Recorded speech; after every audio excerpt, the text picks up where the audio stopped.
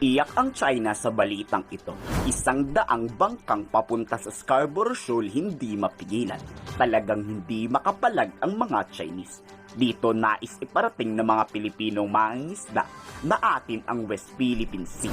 Dito pagmamay-ari ng China. Kahit gaano nga kadami ang barkong ipinadala ng China, ayon nakatingin lang, nagmamasid at walang magawa. Pero may isang beses na radio challenge ang isa sa ating mga barko. Sa boses ng mga Chinese na nagbabanta, halata mong pikon na.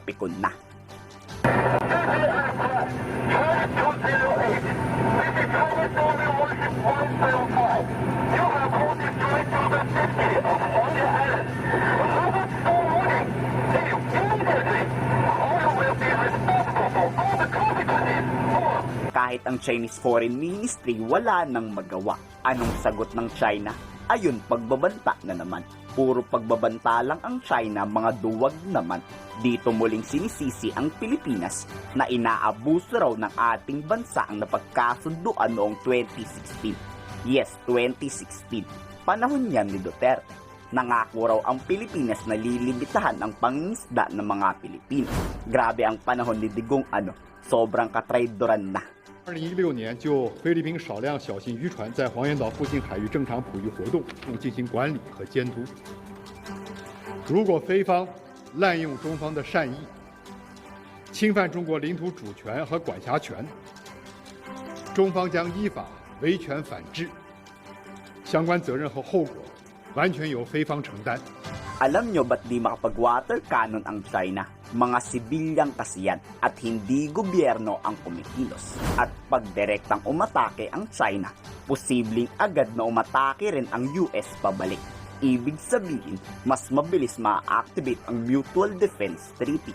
Lalo na't may nagmamasid tayong eroplano sa himpapawid. Yan ang kinakatakot ng Chinese Foreign Ministry. Puro angas lang sila, diba? At puro pagbabanta lang. Kung ang China would do that kind of aggression against this civil society who is just exercising our sovereign rights in these waters, definitely we are on the position of moral high ground. The international community will really condemn and criticize China's level of aggression kapag ginawa nila yan sa ating mga kababayan. Malaking sampal sa China ng mga Pilipino ang kumakalaban na mismo sa kanila. China, di nyo kami mauto, Tanggapin nyo na kasi na sa amin talaga ang West Philippine Sea. Nakasaad naman kasi yan sa batas. At itigil na ng China ang pag-iulusyon na sa kanila raw yan. Batas na ang nagsasabi. Walang karapatan ang mga Chinese sa kahit anumang islang napapaloob sa West Philippine Sea. Desisyon ng atin ito na maglayag sa Baho de Masinloc ay voluntary, no? This is their own initiative. Hindi tayo sumuporta dito, hindi tayo nag-udyok nito, hindi natin sila pinilit. Are we provoking them? Are we escalating the tension? No.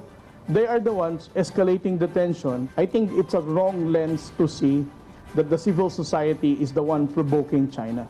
This is a civil society movement.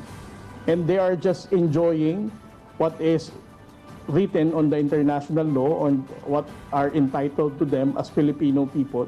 Lakas loob ng mga Pilipino. Walang katakot-takot kahit bombahin man sila. Kayo, handa nyo rin bang gawin to? Igiit lang na atin talaga yan. Ikomento sa baba ang inyong saloobin.